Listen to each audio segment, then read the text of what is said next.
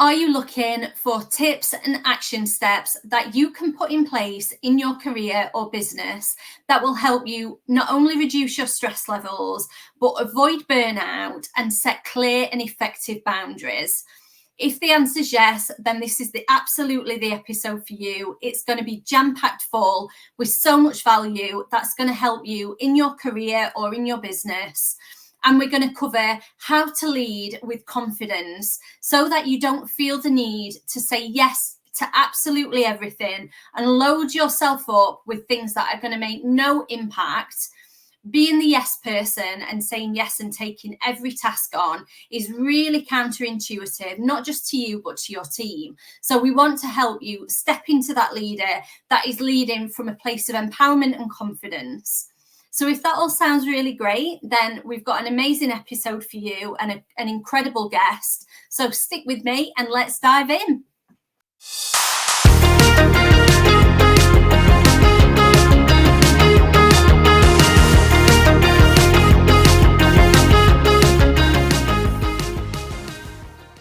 Hey everyone, and welcome to another episode of Your Career Success, the platform dedicated to inspiring and empowering career women around the globe to take hold of your success, unlock your potential, and create a life and career that you love on your terms. Today, I'm so excited to be joined by Keely Woolley. Keely is an intuitive leadership coach from Metamorphosis Success. We've got an amazing topic today for you, which we're both really excited to dive into. So just to give you a little sneaky peek of what we're going to cover, we're going to talk about leading with confidence, stress management, how to avoid burnout, and so much more. But without further ado, let me introduce Keely. Keely, tell us about yourself and what you do. Well, first of all, thank you for inviting me on the show. It's been an absolute delight, and I know that you and I have got so many synergies following our discussion the other week. So, as you mentioned, I'm an intuitive leadership coach, and some people, why that? And some describe me as someone that discovers what you need before you quite often do yourself. So it's a great way to tap into that. But I personally was in the corporate world for over 23 years. I was with one company for over 23 years, I should say, and I was a director within that organisation. And I myself fell into the traps of burnout that, quite often executives and leaders fall into, particularly women. And the reason why I'm saying this is that I was in a male-oriented place. I mean, it was a manufacturing environment. It was in 27 different countries. It was a huge organisation, and even in my leadership team, although there was 13 of us, I was the only female within that team. So you can imagine it was quite challenging. And the traps that I fell into was this trying to be like a man in a male organisation, always trying to prove myself, not feeling that I was enough, volunteering for everything, people pleasing, all of those different things. And the net effect of that was that I ended up actually falling into burnout myself.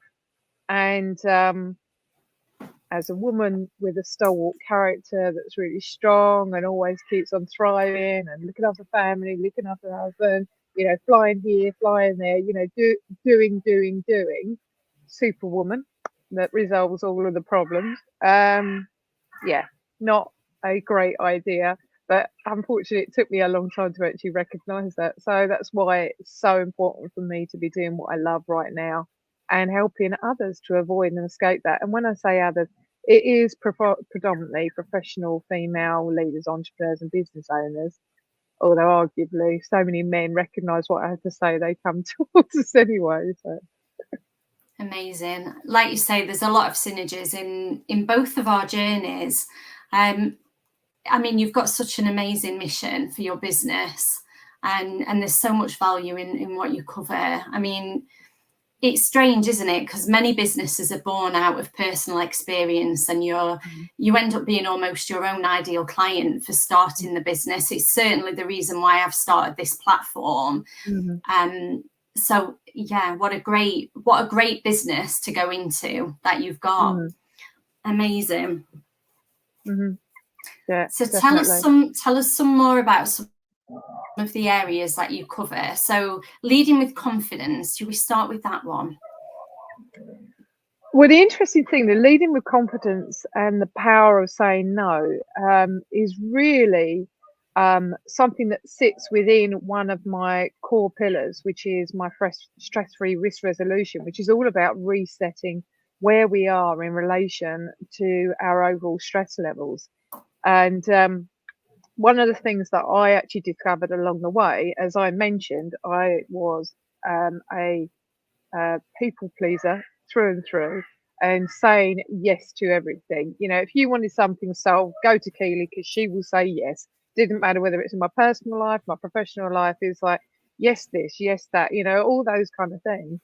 And predominantly because I always wanted to keep everybody happy. You know, it's one of those program patterns that we have as children, and it's not something, you know, intentional that our parents do, our teachers do, our peers, colleagues, whatever. And it teaches you that behavior that, you know, by saying no, it means that you're unkind, or no, I will be judged. No, you know, I fear what others will think of me, or they think I'm weak, or I'm not any good, you know. So you've got all of these little patterns that are going through your head. And, you know, I was always taught, you know, that, you know, if you, especially as a girl, you know, if you say no and you don't share and all those kind of things, then it makes you unkind. And equally, as a people pleaser, which I now recognise is because I had this fear of confrontation, wanted to keep everybody happy, and all those kind of things. So again, saying yes, saying yes, say yes. So, and one of the biggest things that I learned when I was going through my own healing journey, when I realised that people pleasing was one of my traits, and that I found it incredibly difficult to say no to anybody for all of the reasons that I've said above. And the reality is, and an interesting, it was my husband that actually mentioned, I say this because he's wandering around with a dog, so you might have seen him in the garden, is that he said, I used to have a female boss in the past, you know, when he was working. And he said, like you used to say yes all of the time. And the problem is when you're saying yes all the time, you're not just saying yes to yourself, you're saying yes for your team. So you're taking on more and more and more work, which means that one, you're not showing up as a leader and actually say prioritizing and accepting what's appropriate for you within your area, but you're also taking on loads of stuff for your team, so they're getting all of this grunt work and they're getting more and more and more work thrown at them, which means that you're not prioritizing activities, you're getting overloaded, you get overwhelmed, you start getting more stressed and all those kind of things. And interestingly, the thing that I also discovered with this as well is the ones that sat back, and it was quite interesting. It wasn't intentional, but like guys in the room would go, "Don't worry, Keely's going to say yes to this in a minute." But when they did put up their hands, they put up their hands to something that was a really good, strategic, interesting project, and weren't overwhelmed with loads of activities. So they get recognised for all these big strategic things. And I've got all of this other stuff that's like all of the busy fool activity. And that was one of the biggest things that I learned. And my husband said to me, I used to get this all of the time. And he said, so we was getting overloaded, and that meant that we didn't respect our boss. We then got frustrated by her. You know, we got annoyed because we was getting overworked. So it's a really interesting concept that you think that you're doing the right thing, and actually the reality is, and you're not showing up as a leader in that situation. So, I mean, there's so much more that you can talk about from this side of it. But I mean, one of the biggest things is also respecting your own personal boundaries. And if you don't respect your personal boundaries, then why would somebody else respect them? If you don't teach your team to respect their boundaries, then they're going to learn that behavior themselves, and it's going to gravitate down the business. But the same works with your family and your children. If you don't respect your personal boundaries, your children are not going to respect yours, and they're not actually going to respect their own. And that's where the leadership element comes up in this. So powerful when you learn the art of saying no, and it's a sentence. Yeah, and you can say thank you after it. I think there's a few things that come up for me in that then. So let's unpack it a little bit more. So one of them is, as a female leader and a professional woman, sometimes saying no feels like an exposure point. You feel like if you say no, you're going to have, you're going to be not blacklisted, but you're going to be frowned upon for not being, you want to be seen as the yes person, because saying no makes you look difficult or you're closed off to opportunities. So it's an exposure point. I think the other thing is, I am inspired by leaders above me who have got a little bit of a backbone and will say no to upwards leadership. For me, it's not just about upwards management. It's about making sure that your team are protected. And in that servant leadership capacity, I always think of it as like wrapping a protective bubble around my team. So your point around saying yes to things has a knock-on impact on them, their workload, but also their respect in you as a leader. It's I think sometimes when they can witness you going into bat for them, and where there's an opportunity to make an impact and being selective on some of the things that you take on. I mean, we're not going to say no to everything, but I'm with you. I used to be a people pleaser in that same context, that every little thing that was given to me, I would just automatically, I wouldn't dare say no to. Now I am, I don't say a flat no, but I would say, is there something else that would help perhaps make more impact to the business or more impact to the team? Or, what's the impact of the thing that you're asking me to pick up? So I think you cover some really important points there. Yeah. And it's, as you mentioned this as well, it's the priorities around that. I mean, don't get me wrong. I mean, there were some things I would say, like, no, this isn't the strength of our team, and it'd be best served by somebody else doing that activity. But it is taking that conscious metaphorical step back when you're in that meeting to go, well, is this actually right for our team? Is this the right thing for us to be doing? Is this where it's best placed? Or, well, that's fine, we will pick that up, but what's going to drop off instead? What out of all of these things that you're asking me to do, which one's going to be the priority? Because we're already maxed out already. So how are we going to actually achieve this if we don't drop this off? Or are you going to resource me in another way? Are you going to backfill? All of these kind of things. So it's making those clear distinctions, as you turned around and said, of what's going to be the highest priority and what's important, but also benefit and serve the team. Because ultimately, your team is, absolutely fundamental to, the organisation and how it actually ticks, everything like that. And if you're continuously overloading them, then they're going to perform at the highest anyway. So, you're losing, full stop. So. Yeah, absolutely. I think the question about is it in yours and your team's area of expertise, zone of genius, and if it's not, that is a reason in itself to push back and just say perhaps there's a better team that's more suited to pick this task up. And then, like you say, what are the trade-offs, or what's the criteria that needs to be met for something to be picked up? Is it extra people? Is it extra budget? Is there a different trade-off?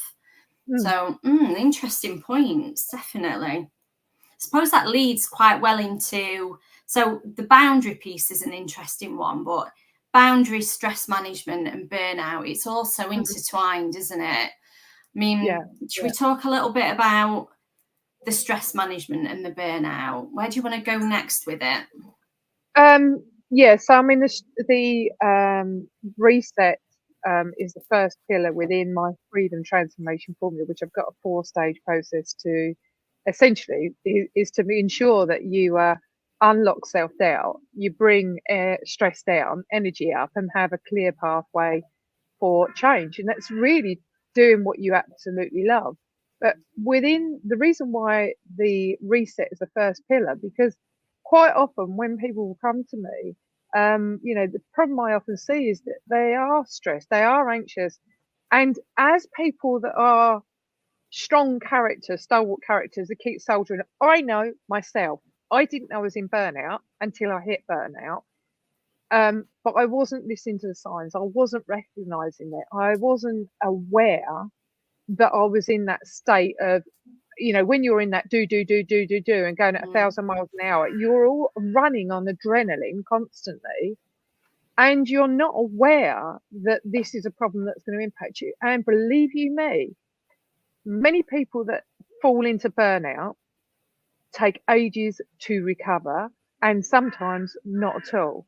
And this is why it's so fundamental for me to have this as a first pillar, because, well, first of all, start recognizing when you're feeling stressed. And okay, there are some elements where stress is important. It is a vital part of our life. Part of it is also protection. I mean, if you're on a motorway and then suddenly you see something that's occurred, your adrenaline is kicking, so you can immediately react to a situation and make sure that you're protecting you, yourself, and everybody else in the car and the people around you. It's there for a reason. It's also good for other times. But when you're in that constant state of stress or anxiety, and you're running on an adrenaline, it's not serving you in any way. So when you can start creating that awareness during the day, so when is it I'm feeling stressed, and when are my stress levels starting to increase, where am I, what am I doing, who am I with,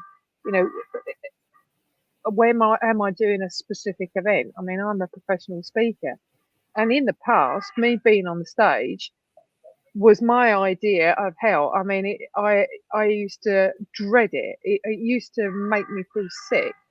Now I love it passionately, and I teach others to do it. But before, the concept of it, the build up to it beforehand. So the important thing is that if you can start looking at each of the different situations in isolation and go, okay, what was I doing? Where was I? Who was I with? All those kind of things. Then you can then start looking at the patterns within it and start putting tools and strategies in place. Some things are quick wins. There are other things. It's like peeling back an onion to get to the real root cause, so you can then start doing something about it. And equally, it's also recognizing your indicators for stress, things like the brain fog, the memory loss, the rashes, gut ache, self-soothing with alcohol, drugs, food, whatever it may be. All of those things which we see in isolation, individual little things, but all these little things are chipping, not sleeping at night. But when you start bringing them together and start looking at those patterns, then you can go, oh, okay, something's not right here. I need to do something about this. And that's what that's about. And it's absolutely vital as far as I'm concerned. It is fundamental for us to establish what that actually looks like.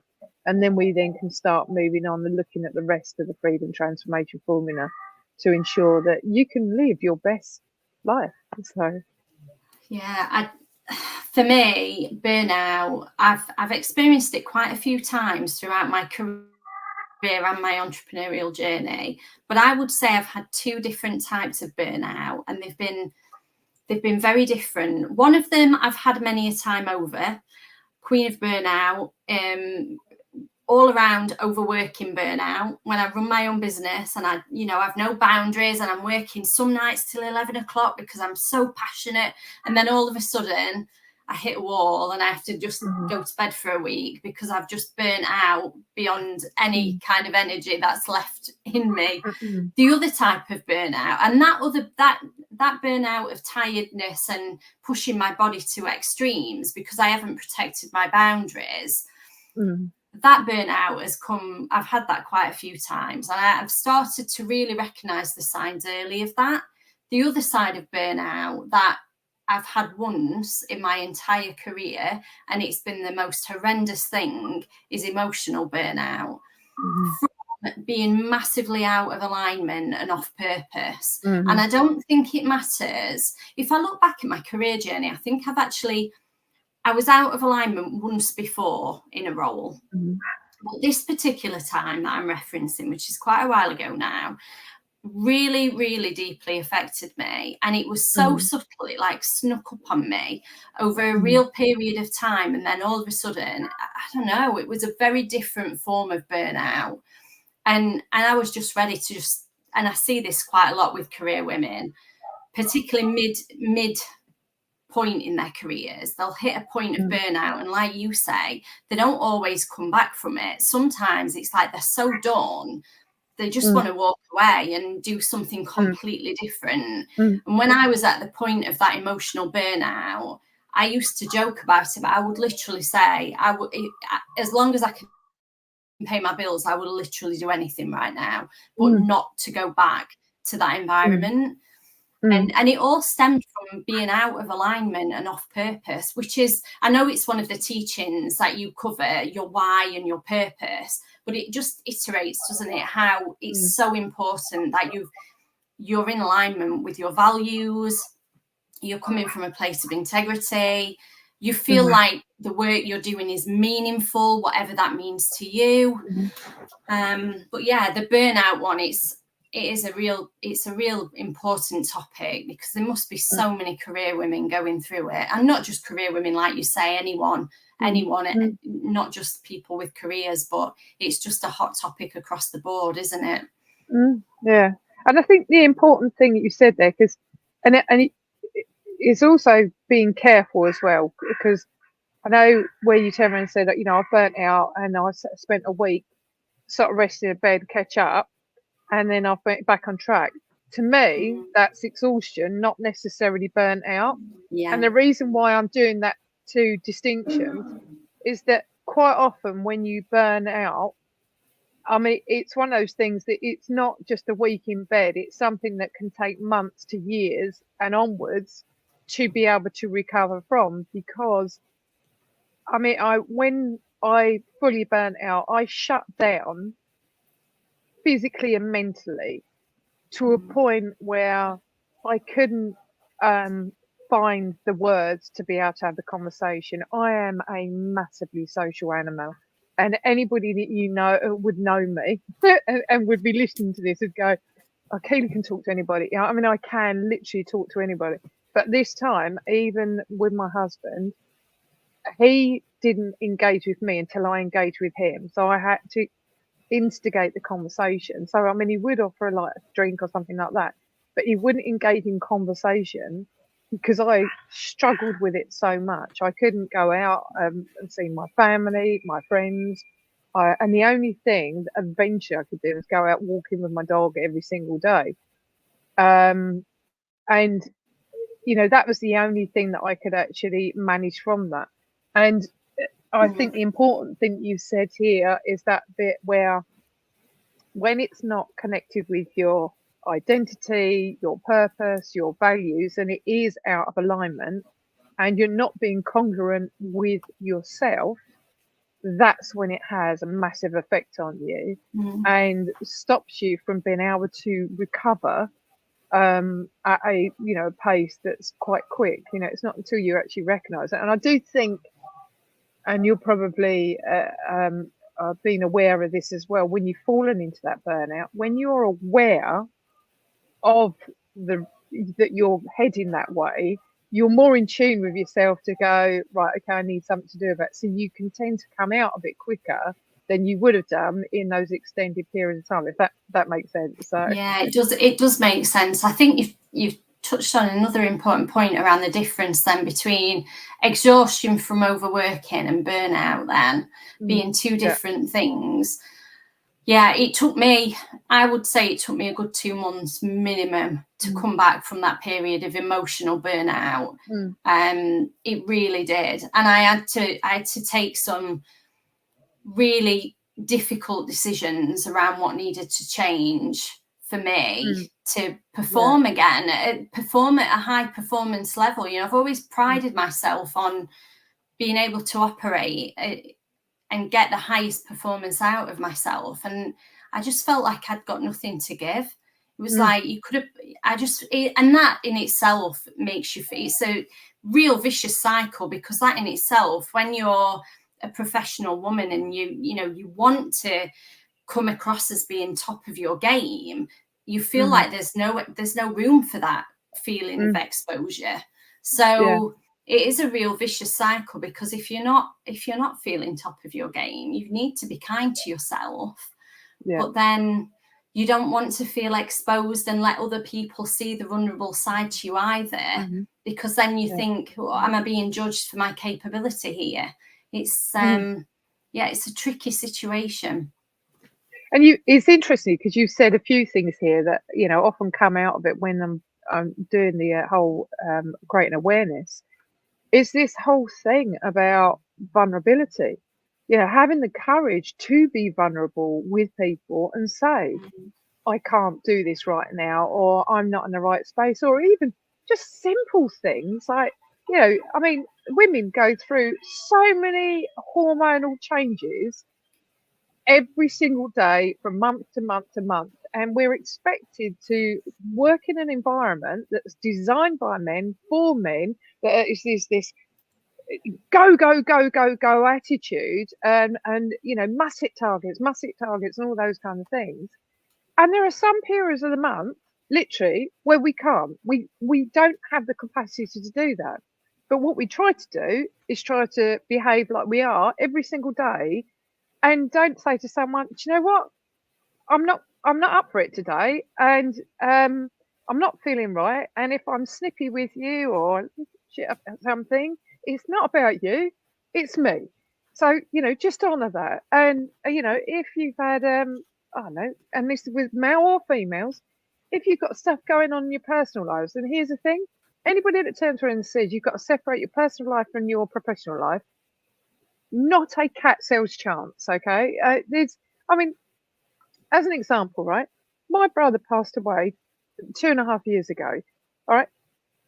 Would I have gone back into work, like a week later, as if nothing has happened? Well, reality check, that's not possible. You're going through emotional trauma. You're going through, a loss in your whole life and your family. And then you've got all of the family to support. You've got people around you. The reality is that you're not. And that's okay. You need to be able to honour that. And people at work need to be able to honour that someone's going through a journey.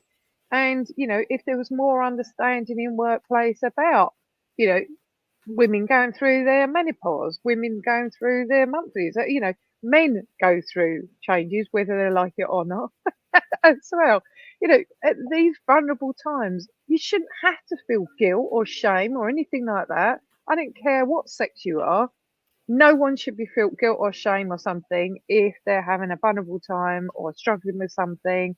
They should be able to have those conversations and say, do you know what? I need your support. Or I could actually do with your help right now. I could do with this, all of these kind of things.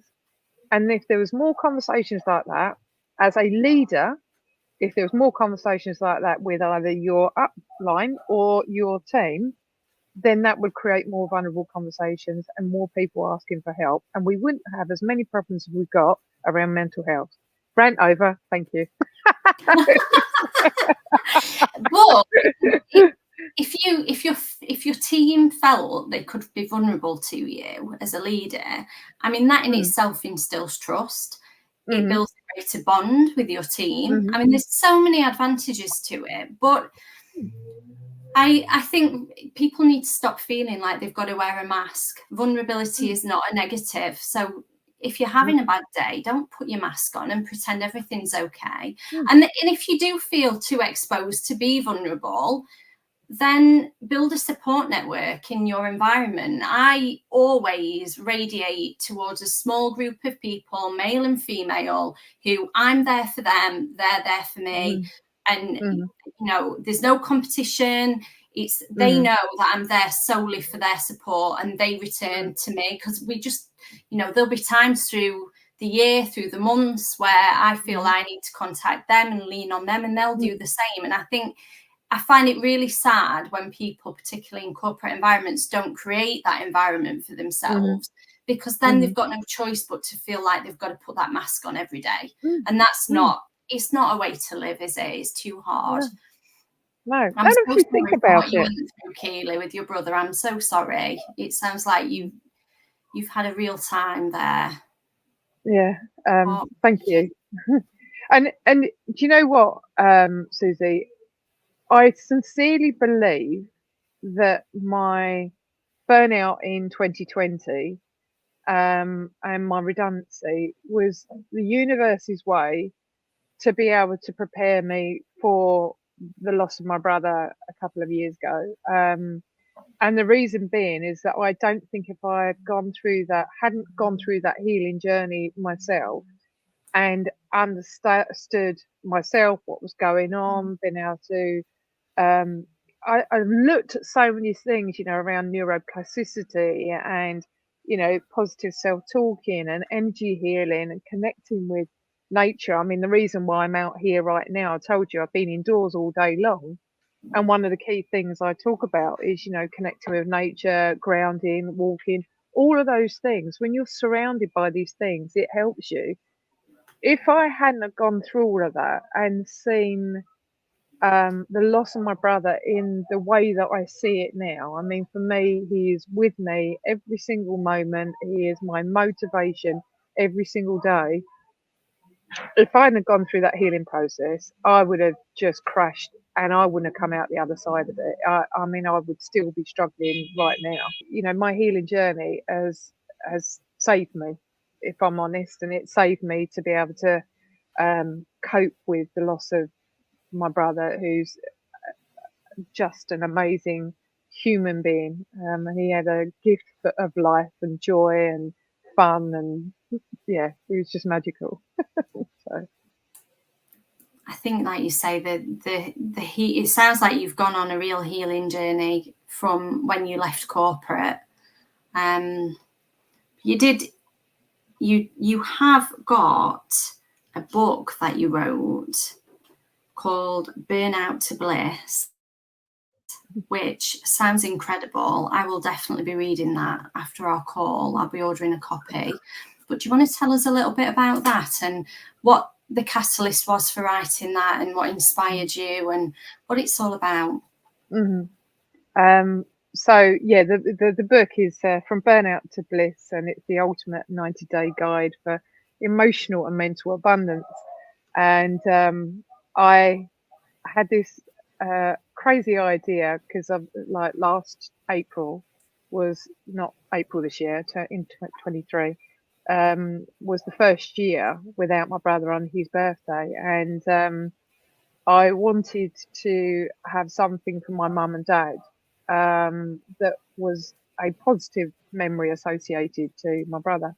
So 11 days before my brother's birthday, I had the crazy idea of writing a book dedicated to my brother, as you do. So, and it was all focused on my first pillar, the stress-free risk resolution. And because obviously I live and breathe it, it's what I teach every single day, it's what I practice. I wrote the book in 7 days. And as yes. 7 days. Yes, 7 Wow. days. Now, are there mistakes? Yes. Is it imperfectly perfect? Yes. But as part of my healing journey, the biggest thing I learned is, as a perfectionist, is that actually there is no such thing as perfection. We won't be perfect until the day we die. So, because we're a work of art in the making every single day. And and I sent it to my really good friend who's been amazing in my life, particularly at this time. And Jonathan helped me to ensure that it got published. So he made sure that the cover and everything like that was there, and it was manuscript ready. And when I say that, he didn't do any of the editing, and you'll see that because there are mistakes. But I was like, I don't care. I'm just getting this out. And it was approved by Amazon on the Sunday. it was released on the Monday, and on my brother's birthday, it was a #1 bestseller, and my mum and dad had a copy of the book. And in its dedication, because the last words that my brother ever said to me was, "Continue to make me proud, little sis. You're going to rock this world." And that's been my motivation and drive each day, and he continues to even now. Wow. So yeah, so that's what the book was all about, and I'm really, really proud of it. And I won an award for Author of the Year last year at the end of the year with it as well. So amazing. That story just gave me goosebumps. Oh, that's fantastic. What incredible. Is it on Amazon? Available on Amazon? Okay, yes, so for everybody listening, I will make sure that we include a link to Keely's book, because it just sounds so inspirational. So I will definitely be ordering a copy of that. Yeah. Amazing. Well, you've covered so much. It's been fantastic. I think some of the topics that you've covered, I mean, I resonated with so many of them, being in corporate for 20 odd years, similar amount of time. I think you said 20 something, didn't you, before you 23, left the corporate ladder a few years ago. So thank you. It's been amazing.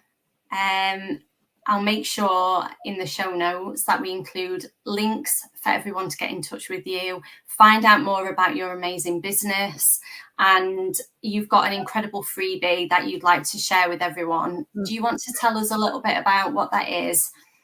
Yeah, sure, Susie. So it's actually a personal boundaries quiz. So anybody that's listening is invited to take it. And it's a great way to see where you are personally at, and it might have some answers to some of your questions. And then, of course, from that, if you wanted to learn any more from it, then I'd be delighted to have a conversation with you. But thank you, Susie. You've had some great questions, and really, really enjoyed it. And it's been nice enjoying my evening in the garden talking with you. Listen to the birds. I know, I wish I was outside. You've got a lovely backdrop there, but it's been incredible. Thank you, Keely, for your time. And I'll make sure that for everyone listening, we include all of the contact points for Keely, a link to the freebie and a link to the amazing book. I can't wait to read that. But thank you so much. And incredible. I've loved speaking with you. I'm sure we'll do a follow on at some point, but